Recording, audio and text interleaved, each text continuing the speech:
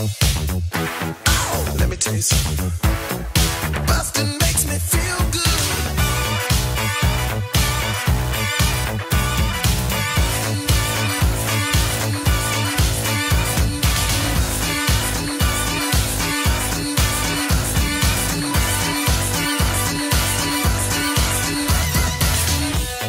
Hi. What up? Hi, everybody. Welcome to Blockbusting, podcast where we love to hate the movies. I'm your host, Jay Light. Joining me today, my first repeat guest, my good friend, Zane Helberg. Wow. Hi, guys. This is Zane Helberg. I'm your first repeat guest. My first repeat guest. What an honor. It is an honor. It's an honor to have you. Well, there's a very special reason why you're my first repeat guest.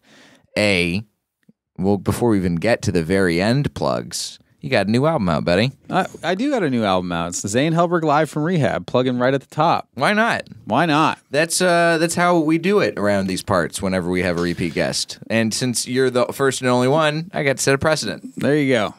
Zane Helberg Live from Rehab. Great album.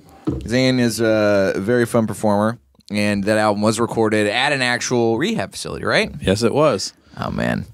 We can't say which one because I might get in trouble for recording it there. But whatever. I recorded it in secret. Yeah, there you go. That's like, have you ever seen the movie Escape from Tomorrow?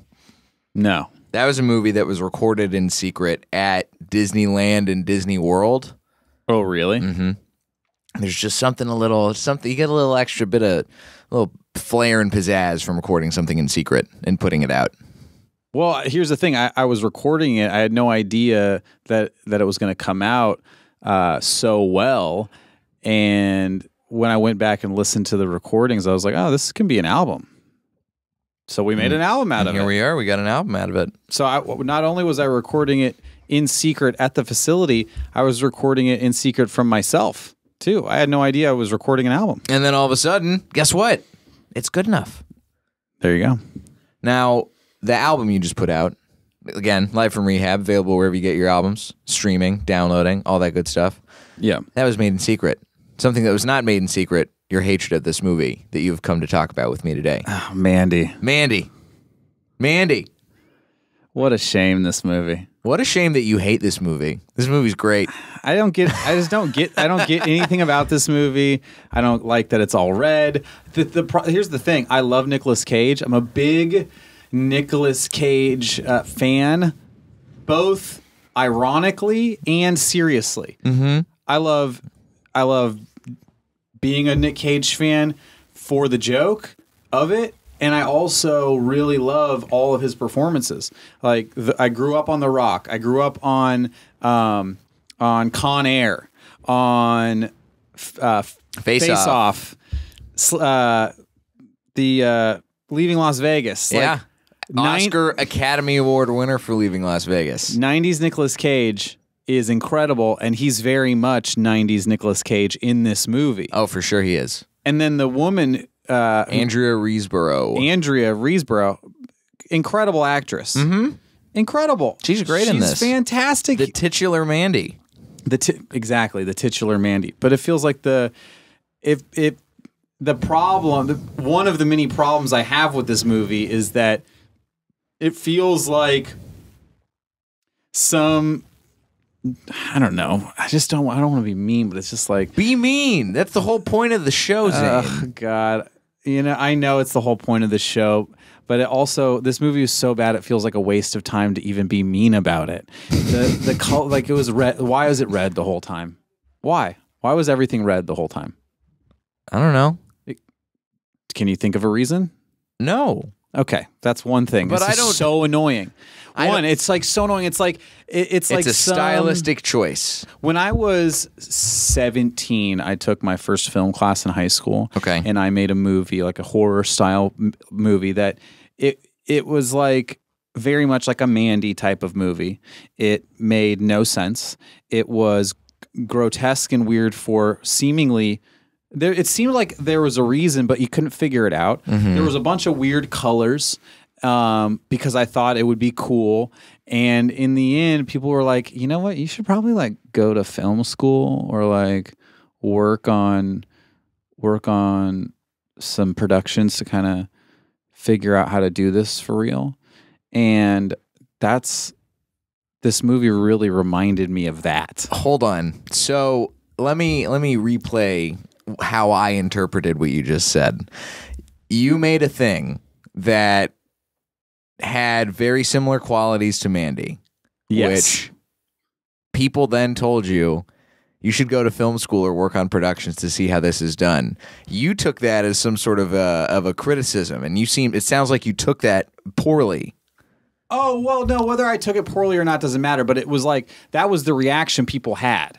I think that they gave you a reaction because I think you made a good thing, and I think Mandy is a good thing. Oh, you're thinking they went, oh, wow, Zane, this is really good. You really got something Exactly. here. Maybe you should go to film school. That's what I'm getting at. I think that you have a hatred against this movie because you secretly think that you don't know how to make movies, and then they made movies like Mandy, and you're like, this is me on the screen. No, I look back at that movie that I made, and I'm like, all right, that was hilarious and funny, like cry for help for a 17-year-old to make a horror movie. And then I look at Mandy, and I'm like, what was going on with this guy's life that he decided that this was what he was going to work on? Like, come on, it's an interesting pick. All of the, all right, like. Before we get too deep into it. Yeah, why don't you start asking me questions? Well, let's explain what Mandy is for people who might not have seen it, because it's a small release. It was a big time indie. Didn't get a whole lot of theatrical release, which is a shame because I think this movie is absolutely something that deserves to be seen on the big screen. Mandy is a 2018 psychedelic action horror film directed by Panos Cosmatos, co-written by Cosmatos and Aaron Stewart. The film stars Nicolas Cage, Andrew Riseborough, Linus Roach, and others. It is basically a movie that feels it's like a horror revenge acid trip kind of movie. Basically, as much as I can sum up the plot. It follows Nicolas Cage, who plays a student named Red Miller, and his wife Mandy, or his girlfriend Mandy. Excuse me. I don't want to assume that this couple has to be married. They're having a happy life in the woods in 1983. All of a sudden, this group of hippie, cultist, druggy kind of group of people show up, kidnap Mandy. They have a demon biker gang on lock, and then midway through the movie, Mandy gets killed by the cultists, and Nicolas Cage goes full throttle Nicolas Cage and does everything he can to destroy this cult. It's goddamn beautiful. But it's a great movie. No, this movie feels like a 12-year-old was like, let's make a movie, and they'll be like, we'll make it like really red, and then there'll be like Nicolas Cage, and he'll have a chainsaw, and he'll like cut everyone up, and we'll have a bad guy, and he'll be like sleeping, and then like all of his friends will come up and talk to him, and he'll be like really like the devil, and it's like some kid smoked pot for the first time, and then they wrote a script about what he was jabbering about. Also, this is the year of directors with weird names. What's the directors? Panos Cosmatos. The Favorite was also directed by a guy named Yorgos Lanthimos. Like, who are these fucking guys? They're the Greeks, man. They got weird ass names. It's all these Greeks making movies. So, all right, this movie. I was a big fan of Mandy. I know you were. I know, and I'm gonna ask you some things about stuff that I liked. Try and figure out why you didn't like it. Well, you loved Mandy for the same reason you love many things. Is because it was weird and different, and like the story just didn't make any sense, and there was no arc. No. There is an arc, and there is a story, and there is a plot, and I think that is part of where your interpretation of things is wrong on this. Okay, there is a plot. It's simple. Well, it is. Yeah, it's simple and straightforward. It's simple and straightforward. It's not. It is weird as hell, but it's a movie about people tripping on acid in the woods in the 80s, and everything is saturated in this weird like heavy metal, crazy nonsense that's going on. The Nicolas Cage forges a fucking axe in a trailer in the middle of the woods. It's weird. Wow. It's weird. No, look. Cool. I'm saying I'm with you. Cool, man. It's weird. but it's not bad because it's weird. I think because it's weirdness pulled off well, that's what does it for me. Good for you. Zane, I thought you said you didn't want to be mean, and yet here you are taking shots. I don't know what I'm supposed to say. Like Nicolas, the best part of the movie was when Nicolas Cage first started going full Nicolas Cage, and there was a part where he's in this trailer, and this is right before he starts killing people with the axe, and he gets his big beady eyes, or that doesn't make any sense. Yeah, big that's beady a eyes, but contradiction. his beady eyes get all wide and they look like they're pointing down, and he says something super Nick Cagey, like, "You're gonna do this thing," and he freaks out. That was the best part of the movie. There was not enough of that. That should have been going on for, the whole time. The movie should have started out with him with an axe, and he should have just been killing people from the beginning. But it was just weird and slow, and he I don't know. I'm just people in the woods doing acid is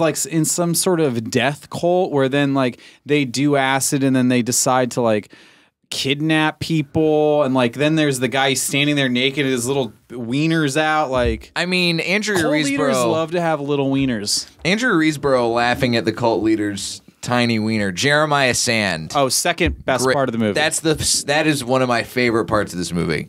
Is her just cackling at his tiny, flaccid penis. Why can't leaders have big dicks? I would believe this movie more if he was a naked guy who had a giant dong and was just this is why I'm the cult leader, and everyone's obviously he's the leader. Look how big his dick is. He'll kick our asses, Zane. and he's much better than us. If leaders, this is paraphrasing a bit by Brian Moses, but if leaders had big dicks, they wouldn't need to be leaders. Oh yeah, I've heard that bit before. Exactly. It's a good bit. It is, and it's accurate. You don't need to be a leader if you have a big dick.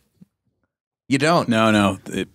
There's some leaders that have big dicks. I mean, we can't really. Name names. Well, we can't actually debate this because it's really difficult to know how big people's dicks are. That's true. That are in power. However, sometimes I don't know. Sometimes a guy with a big dick has the energy of I don't really need to do much, I'm not compensating for anything because my dick's so big. But you think Nicolas Cage has a big dick? I don't know if Nicolas Cage has ever gotten naked on film before, and I can't, and now I'm curious. I mean, I'd be surprised. I bet it's average to above average. He's tall or whatever, but I don't know. I'm not buying the cult leader. Sure, he may need to compensate by being a leader because he's got penis envy. And he has to play his own album for everybody every time he injects them with acid, too. Don't forget that. Is that what was going on? That's what was going on. He's playing his own music because he's also a cult leader and some sort of weird mamas and the papas type of I'm going to fuck my children sort of vibe going on. I didn't like the music. I didn't like that he was napping, that he had he was just lying there napping and then freaking out, and I think he's just on drugs. I think he's just on a lot of drugs. I wanted more. I didn't understand why the people were following him. I didn't understand how that all came to be. I was why is there? What is this about? Who is this guy? Why does he have followers? Why are they so? They're all so excited to get these people. They're all so evil, but why? Okay, let me ask you this. I don't get it. So the movie, we already said the movie is slow, and it is long. It's a 2-hour-long movie, and it is slow. It's a slow 2-hour movie. So it feels like a long 2 hours. If there was something in the movie that explained a little bit more about the cult, do you think you would rather see it as an added chunk of time and make the movie longer, or is there something that you would remove? Well, it felt like there was a lot of. It was a lot of that. What's that sound that I don't know that the score had that high pitched organ. Oh yeah, note. There's a lot of synth stuff. This movie goes way back and forth on the score. There's some stuff that's like real 80s sort of Stranger Thingsy kind of synths, high level like high frequency kind of sounds, and then there's just like doom metal and guitars. Yeah, I mean, I'm not a huge doom metal guy, so that was annoying. But then, you know, the synth part, there's a lot of shots where it's long shots, slow close-ups or slow pans. Yeah. And it's that synth sound. It's just like dee or whatever the fuck that note is. That note that just drives everyone crazy in horror films. And it's very it's like a trope of 80s stuff. Oh, for sure. Yeah. That synth sound. Yes, especially in horror movies. Yeah, and it's like, okay, yeah, Stranger Things brought it back in a very retro way, but it feels like a movie like that and other things. There's a lot of there's a thing that happened in pop culture, and I think everyone's kind of missed the boat on this thing, but the 80s were so popular. It was just a few years ago that everyone was throwing an 80s party, people were dressing like the 80s, everyone wanted to do cool 80s things. Right. And then and it's just like, no one gives a fuck, man. It's the 80s, dude. It's over. It's over. The whole 80s, the whole vintage 80s thing is done, and it just keeps being done. It's this decade that I don't give a shit about at all. And so I hear that synth noise, and these shots are just like slow and ominous and moving, you know, the slow close up. And yeah, the woman, she's a fantastic actress. I absolutely love her. I think she's great in this movie, and I don't know, just in life, I think she's a wonderful human being. I don't really know her, but that's besides the point. You feel like you know her now. I feel like I know her now, but it feels like there's 45 minutes of this movie is annoying sounds and slow pans and close-ups, slow moving close-ups, and it's like, yeah, sure, we could have used a lot of that time to do something else. Well, what else? I don't know. I'm not a filmmaker. That's not my job. Let's keep the story moving. What would you man. want to see? Well, I didn't care about anybody. Literally cared about not one single person. Really? I didn't know where they came from. I had there was no reason to care. You didn't even care about Mandy and Red? I barely cared about Mandy. Barely. Like, I didn't care about Red at all. I didn't even know his name was Red until right now. I didn't know That's where why the whole movie's in red, Zane. It's because it's his name. I don't know. I didn't know where they came from. I didn't know why I was supposed to care about him. Like, because he's the protagonist of the movie. Yeah, no. Because he's the lead character. His wife gets murdered. I mean, I'm not a His wife gets burned alive. All right, by that point, you're like, okay, maybe I get that he's on a rampage, but I didn't feel for their relationship. Like, what happened in the beginning that's gonna make me go, oh, these guys are great together? It would be a real shame to see this relationship fucking break up. I mean, they're living happily in the woods. They seem to have found a life. That's already weird to me. He's sober, and he's found her and they talk about how he's doing okay, and she's a part of it. Yeah, I didn't care. I didn't care about any of anybody. Like, if it felt like we jumped into the middle of a story, and I was just like, I don't care. Like, see, that's part of what I liked about it. I like jumping into the middle of the story. I don't necessarily need every detail of the backstory laid out for me for things to make sense. I mean, the reason like villains in movies are good, in my opinion, are for the same reason that like Silence of the Lambs was really good. The reason like the Joker in every Batman movie ever is really good. Is that you know somewhat where these people came from, and you learn about this this human part of them.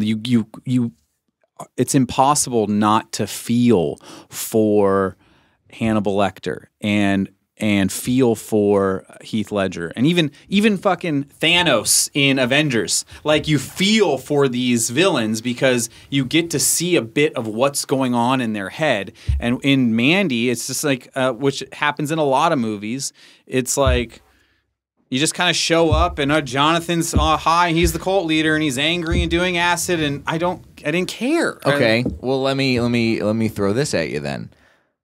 You didn't care about, you don't have a moment of being like, oh no, this guy, when he's getting his tiny dick laughed at?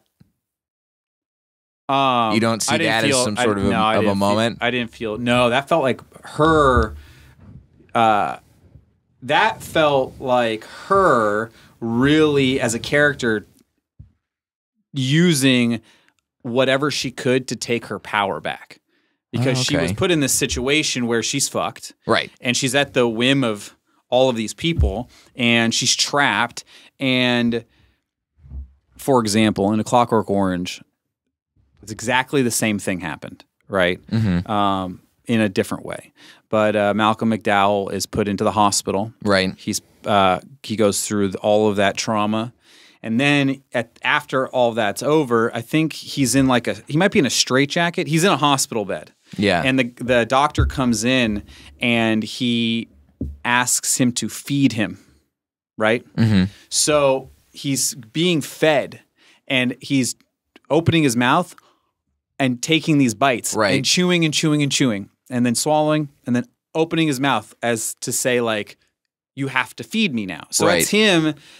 It's him taking his power back. It's one of the greatest, in my opinion, one of the greatest subtle scenes of someone in a vulnerable position taking their power back. Mm-hmm. And this was another example of that. So, like, I didn't care about Jonathan or any of the other characters. Like, Mandy in that moment was like, she is winning.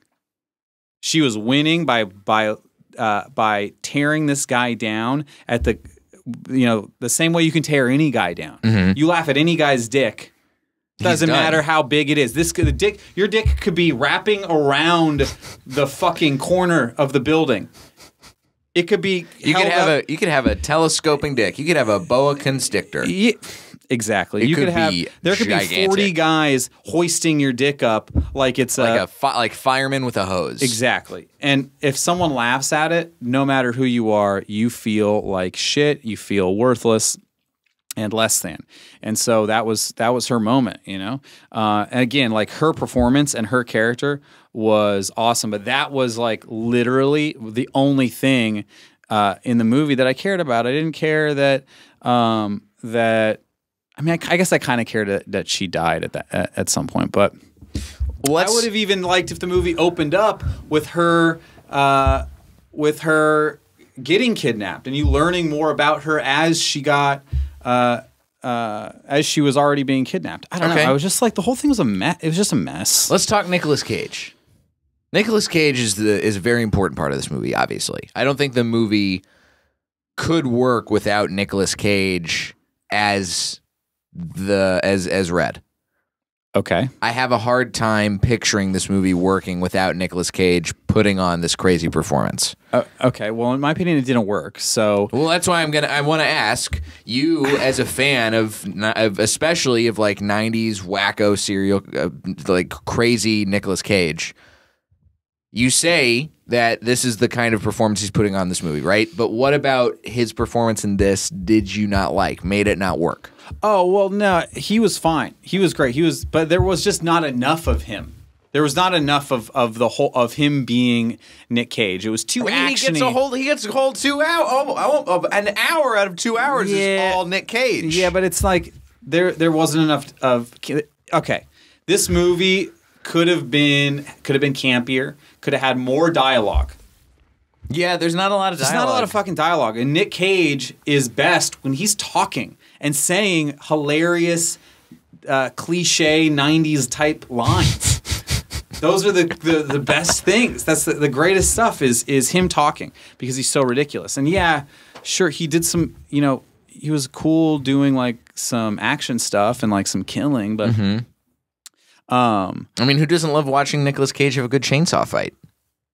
Yeah, but see, at that point, I was like so fucking checked out. I was checked out. I was like, I don't care about any of this at all.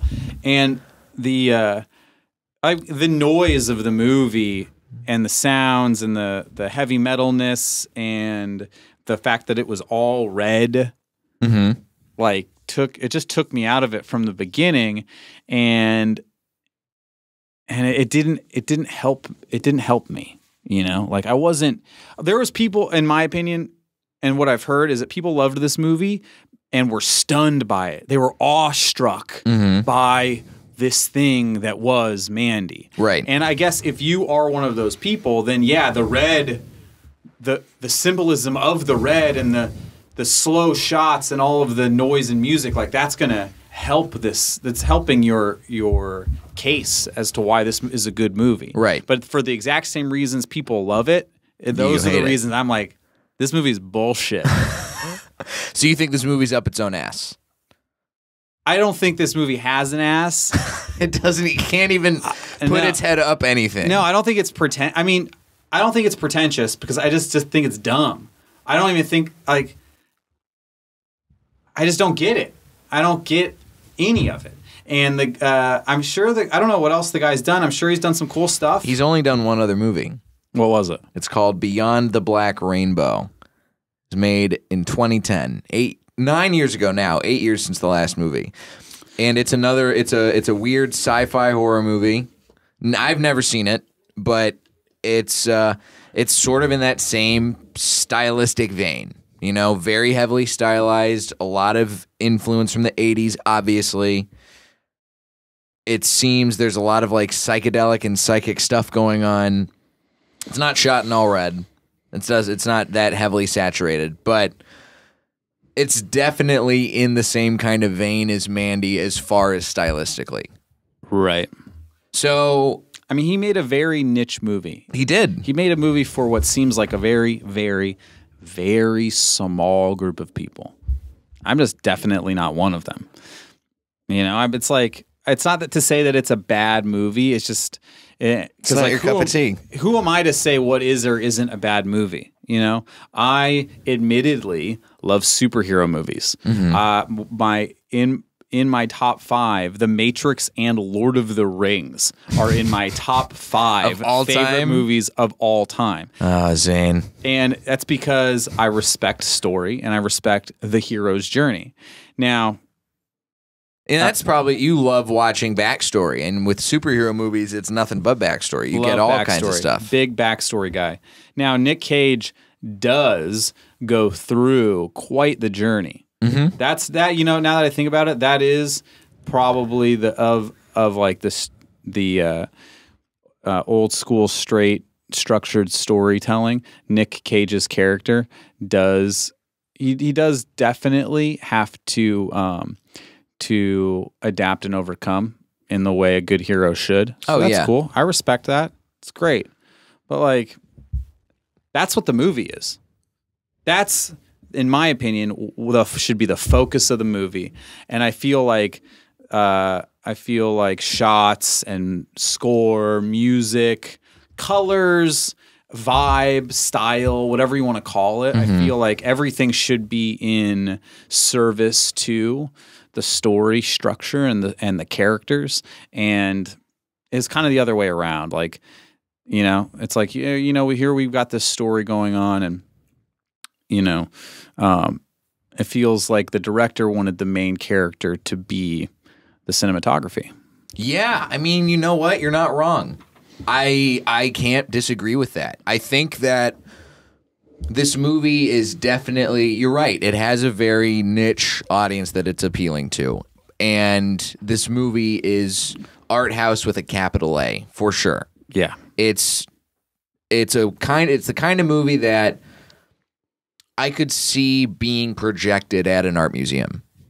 Oh yeah. The whole level of stylization is to such a degree that it makes sense that this movie did not get a big wide release, despite it having Nicolas Cage. It feels like this movie feels like it could be played without any of the sound on a wall in an art museum in the background of a scene in the show Girls.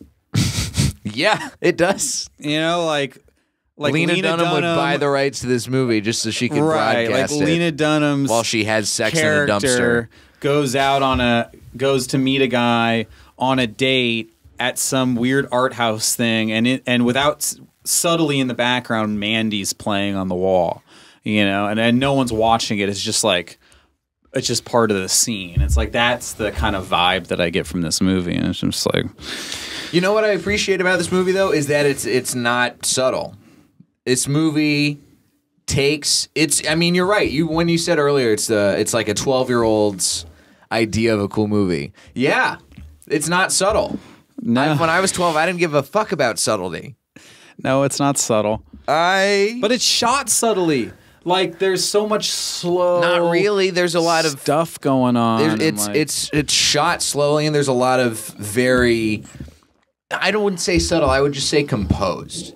Like, you know how Wes Anderson makes movies, and they're all very much like. It feels like you're watching a dollhouse or a diorama being shot, right? Right. He's got a very specific style. So it's obvious to me, and again, this is having not seen his only other movie that he's ever made, but it's very obvious to me that Panos Cosmatos is a very particular style that he is, in all likelihood, going to stick to throughout his filmmaking career.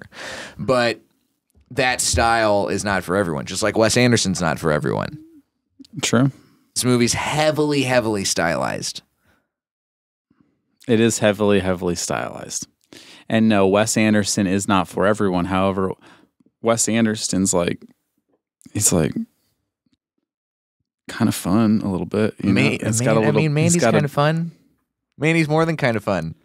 Mandy's got Nicolas Cage. Mandy's fun. Yelling about crazy evil and hacking people to death with axes. And Mandy's fun the way people with neck tattoos are fun.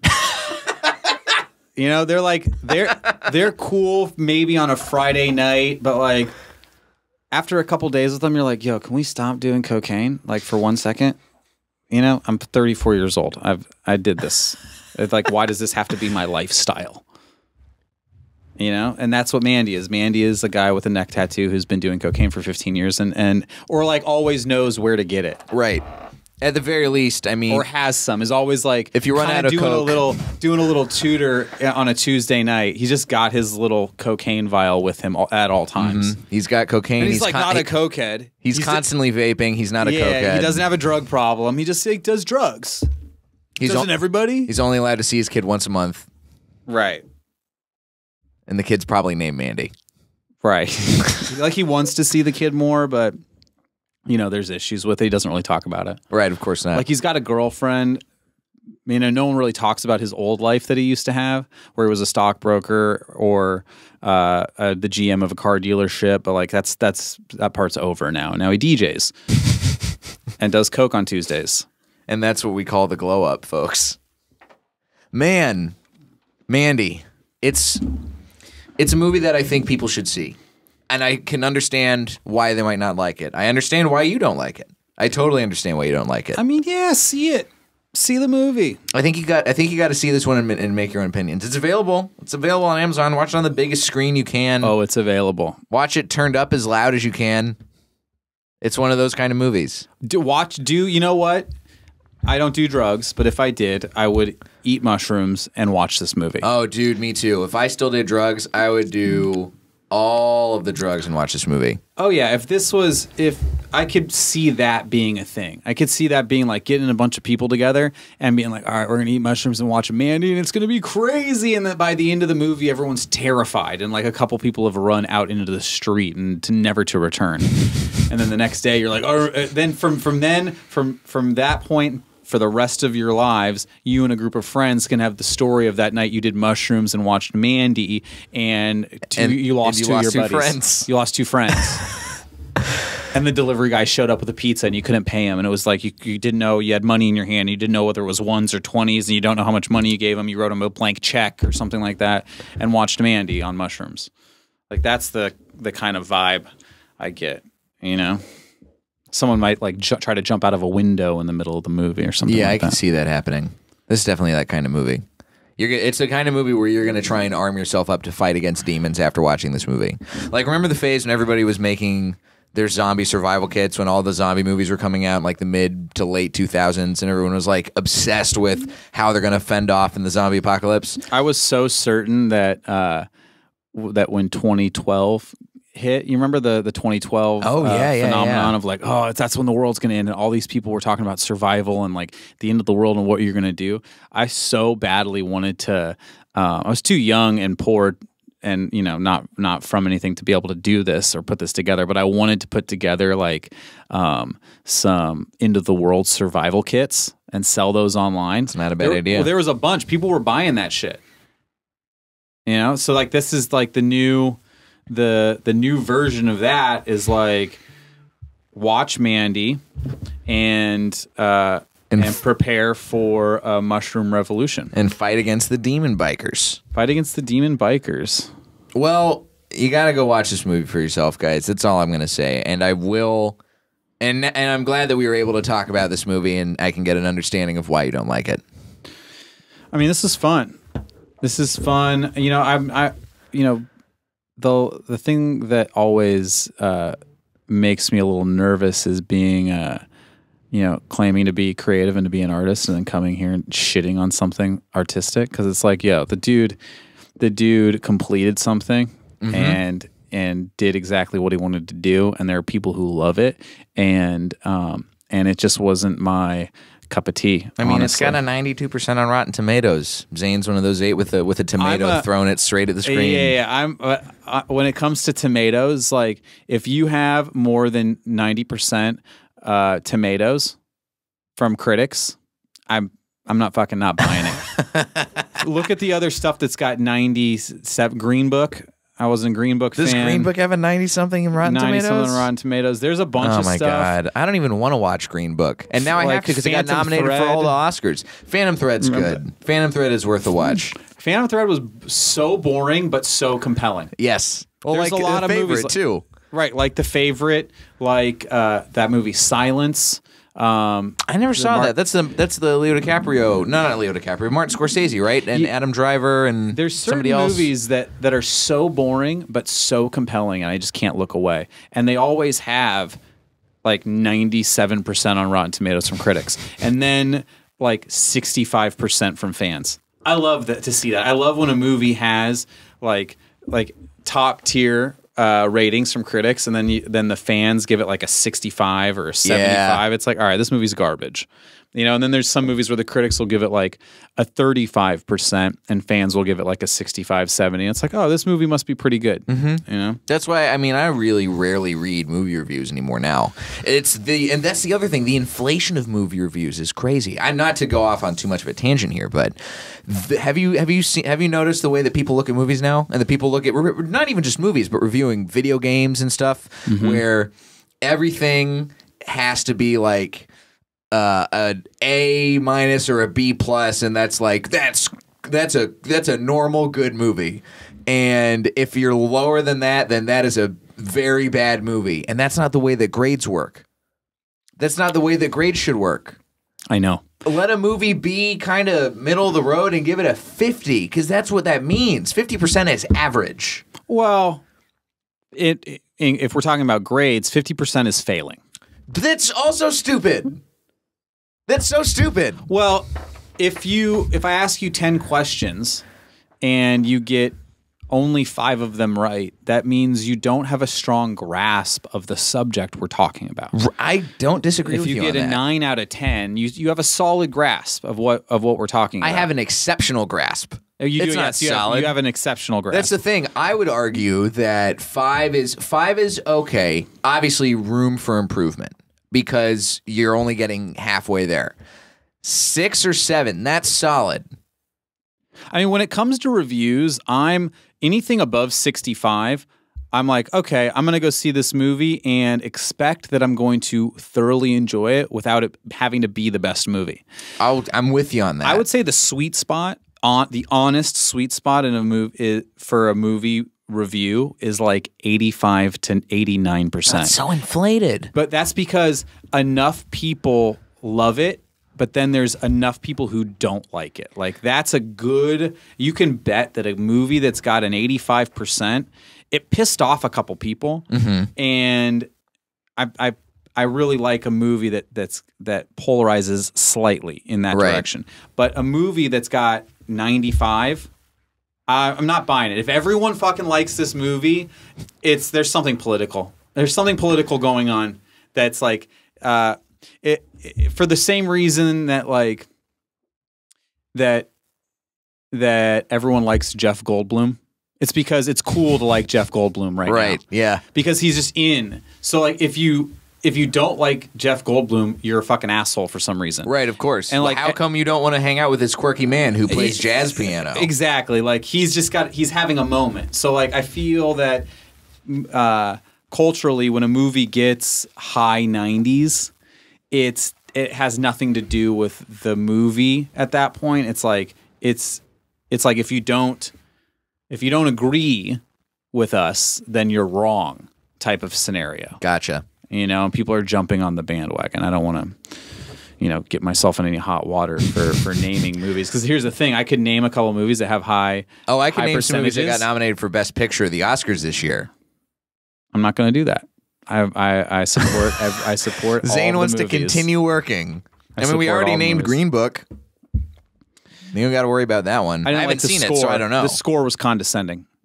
Of Green Book? Yeah, I haven't seen it. Tell me about it. It was like.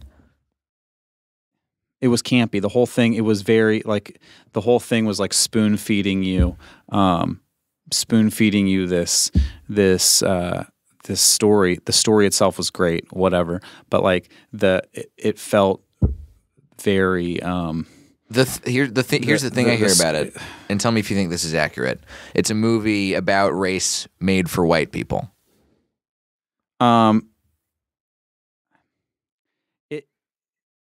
It just didn't feel right to me. Okay. Like the story, the movie itself's great, fine. The acting was great, fine. But like the whole thing seemed condescending. Okay. I buy that. I haven't seen it, and I buy that. I don't know how to explain that more deeply, but yeah. I mean, everyone should be nice to each other. We shouldn't be assholes, even though. In the you're past. right. Yeah, but this movie, Mandy. Hey, you know what I can say about Mandy, and I think you can say it too. It's not boring. Yes, it was boring. I was bored the whole time. God damn it, Zane! I'm trying to unify. No. It took me 2 days to watch this movie. I had to watch it in like 20-minute spurts. Like I'd watch it for 20 minutes and I'd be like, all right, there's got to be something else. And then it got to the point where it was like, all right, I have to finish this movie. I paid for it. So I was like, I'll give you that. I did fall asleep at one point during this movie. You did? I did. See, just for a little tiny bit. And I can't, and that's, I think, part of what keeps this movie from being a great movie. But no offense, I think you say you like, I think, I'm not saying this to be mean. I'm just suggesting that maybe you want to like Mandy more than you do because it's the cool thing to like Mandy. Look, I'm not thinking, I don't give Mandy a 5-star rating. I think Mandy's a good movie. I don't think it's fine. Here's how I look at it. We'll go back to ratings. 5 stars, great, amazing, fantastic, all-timer. Mandy is a 4-star movie. Mandy's good. It's flawed, but it's good. I'd watch it again. 3 stars, that's fine. That's your solos, that's your movies that I'm like, all right, I don't regret watching this movie. But I watched it. It happened. 2 stars, bad. 1 star, horrendous. Okay, so should not exist. What other 4-star movies are you falling asleep in the middle of? Well, I'll tell you. I can look up 4-star movies that you've fallen asleep in the middle of. That I nodded off. Are you a movie nodder? Is that your thing? Sometimes. I nod off in movies. Okay. That's why I usually get coffee when I go to the movies, so that way I don't nod off. And if I drink coffee and I nod off still... What movie should I see? I was thinking about going to see a movie right now. Oh, man. Have you seen Glass yet? No. Did you see it? I did see it. That's my next episode I'm about to go talk about. But oh, really? It's worth it. It's polarizing, and you'll have to listen. Tune into the next episode to hear. Is it worth it? Yeah, it's worth a watch. You think so? I give Glass 3 stars. And you'll hear more about why. You give Glass 3 stars, you give Mandy 4 stars? I do. There's no way that we'll talk about this. Is worse than Mandy. We'll talk about this off air because I don't want to bite too much in the next episode. But okay, that's fine. Go see Glass, Zane. And go see Mandy, listeners. And we got to wrap up because we're going a little long. Oh, we're going long? We're going a little long. All right. Zane, thank you again for coming on. No, thank you for having me, man. I think that my system's not the best all the time, Zane, but it's what I got. It's what you got. Hey, it's all good, man. Where can the listeners find you on the social medias? At Zane Helberg. Everywhere. At Zane Helberg. Good shit. You can can find me at Diet J on Twitter and Instagram, jlightcomedy.com. For show dates, I'm going to be doing a lot of stuff in LA the next couple months, so keep your eyes peeled for that because I have a job that will keep me in Los Angeles, which I can't really talk about a whole lot yet. You can't? Not in public. I know the job. You know Congratulations, the job. man. Thank you. This kid's going to make it one day. I'll tell you what, I'm hungry. He's making it right now. I'm hungry for work. That's about all I can say. Oh, dude, I'm hungry for work. Hire me. I'll do literally anything right now. And yeah, if you like the podcast, leave a rating, subscribe. Zane, you got a podcast coming out soon too, or is it out already? Well, it's not out yet. It's going to be out in a couple weeks. We're starting. It's called Back by Sunset. You'll hear all about it at some point. Hell yeah. It's exciting. Well, folks, this has been Blockbusting. Go see something. Hey. Go see something good for a change. Go see something good for a change. That's a good tagline. Thank you.